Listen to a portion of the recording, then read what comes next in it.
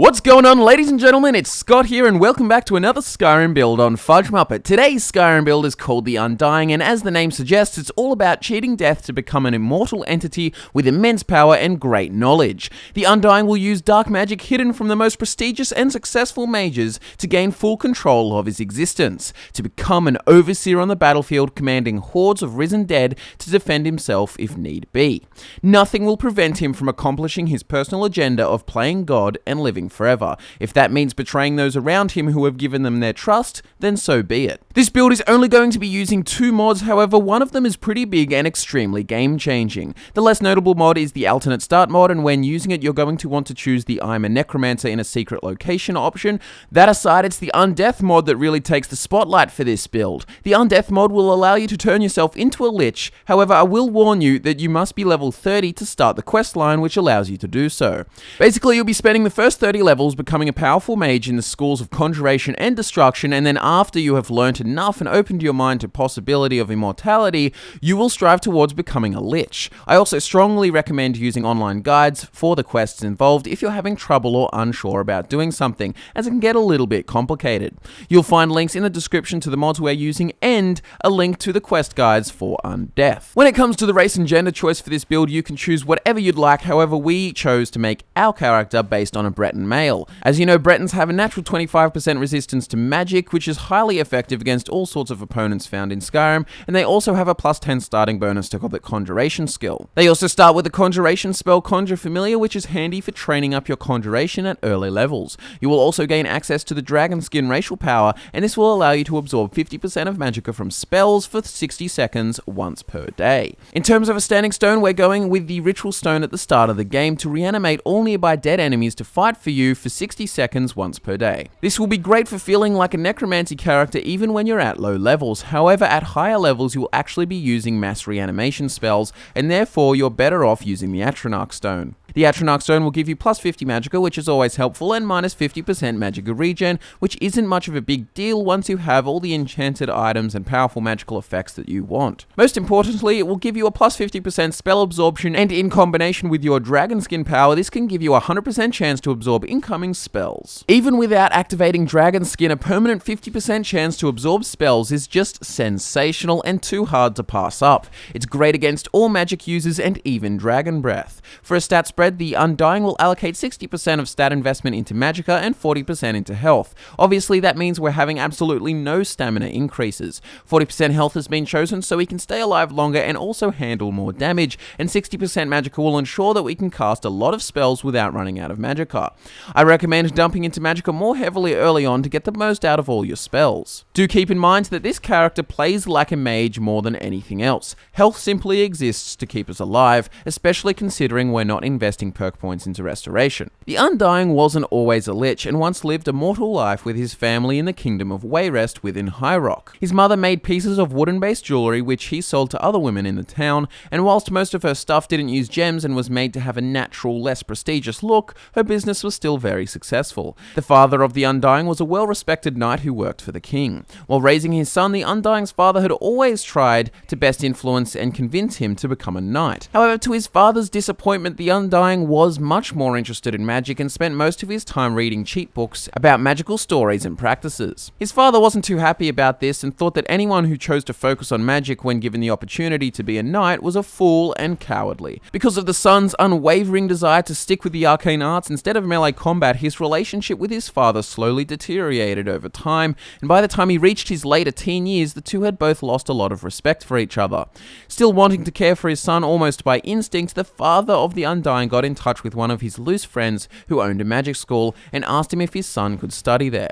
The Undying was accepted, and so began months of magical and philosophical teachings. The father wasn't happy with how his son had turned out, but he knew there wasn't much he could do about it. Their relationship still bordered on average, and the mother of the Undying felt a bit detached from her child too. The Undying became more distant over time as he found himself immersed in a world of limitless possibilities. He loved having access to books of higher quality than he was used to, and he couldn't be happier learning to develop develop magical talents. His ambition, however, was a bit relentless, and after having free reign over the library and exploring the dustiest corners of the building, the Undying eventually discovered multiple books about necromancy. He read about the King of Worms, Manamako, and his aspirations toward extending his lifespan using dark energy. The methods used by Manamako were definitely out of his reach, as were the multiple items and artifacts needed to harness such power. He found necromancy very enticing, and he had read that most magic that requires multiple items to function is especially potent. He wanted this power and the ability to live forever. Eventually, the Undying began to learn basic necromancy in secret, as he knew the leader of his magic school was not fond of the practices involved. As time went by, however, the Undying became increasingly suspicious, and one day he was caught carrying bones he dug up from a local graveyard by one of the other mages. It was an act he'd done in desperation. He knew it wasn't the right thing to do, but his morality was something that was certainly decaying as his desires grew stronger. The Undying was reported to the head of the school and cast out, and the head of the school went as far as to telling his father, who was pretty upset with his son's life decisions already. As expected, his father, who was all about honor, was furious, and he believed that necromancy was violating the rights of spirits and the fallen. He convinced his wife that this was the last straw, and he wanted nothing to do with the Undying and kicked him out of his home. The Undying saw this coming, and he wasn't overly upset. He had been thinking about moving out anyway, and decided that Skyrim was a place rich with burials, a place where he could learn more about necromancy, and hopefully how he could become an immortal lich. The College of Winterhold hadn't outlawed necromancy, however he'd definitely keep the more vile intentions to himself. Before joining the college, however, he decided that he would do the research in a hidden location to see if he was truly able to master certain necromantic abilities for himself. This is exactly what the Undying did, and this is where your story will begin. You'll want to seek out all kinds of dark knowledge and do whatever you can to learn more about magic. You'll not only focus on conjuration, but other talents too. Talents you believe to be necessary for your journey towards immortality. You'll want to do the College of Winterhold storyline, and you can also do the main storyline if you want to. At least try to get up to the stage where the cultists arrive so that you can go to Solstheim to complete the Dragonborn DLC. You'll want to explore all the secrets hidden within Apocrypha on your journey to live forever using necromancy, and in regards to the Dawnguard DLC, you can just ignore it if you want, or alternatively, you can join the Volkihar vampires. That being said, it would be a bit weird having a vampire lord form and a lich form, so I'm not really sure if doing the Dawnguard DLC makes sense. Perhaps you could do it before you reach level 30 and then cure your vampirism before becoming a lich. You can rationalize it by saying the Undying was researching a way to live forever, however he decided that he didn't really like vampirism and knew there was a better way. When it comes to the skill of the Undying, there are only 4, 2 major and 2 minor. The major skills are conjuration and destruction, and the minor skills are enchanting and alchemy.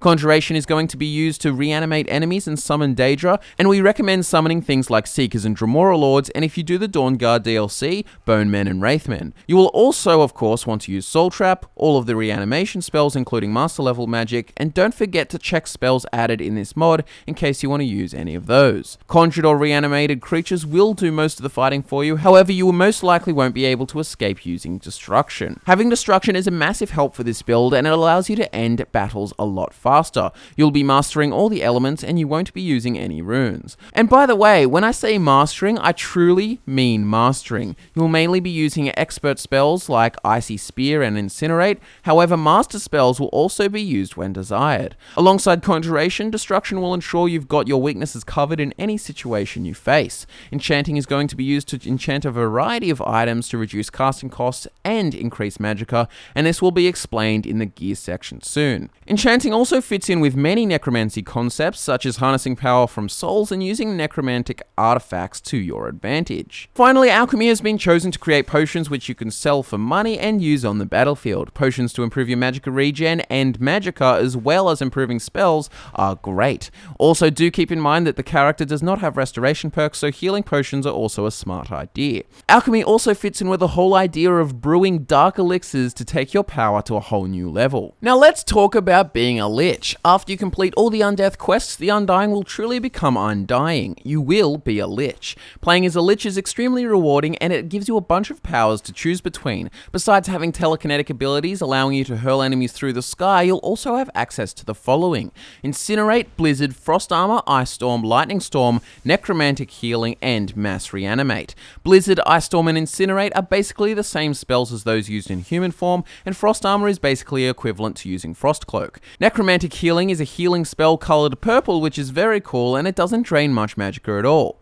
Lightning Storm looks like the master level storm, however it's only shot out of one hand. And Mass Reanimate is basically a spell which lets you do what the Ritual Stone does, except all of the time. This is absolutely beast, and it will let you have an army of undead when you fight off enemies. Also, the Undeath mod makes being a lich a form, in the same way that a Vampire Lord is a form. You can switch between lich form and human form at your own discretion.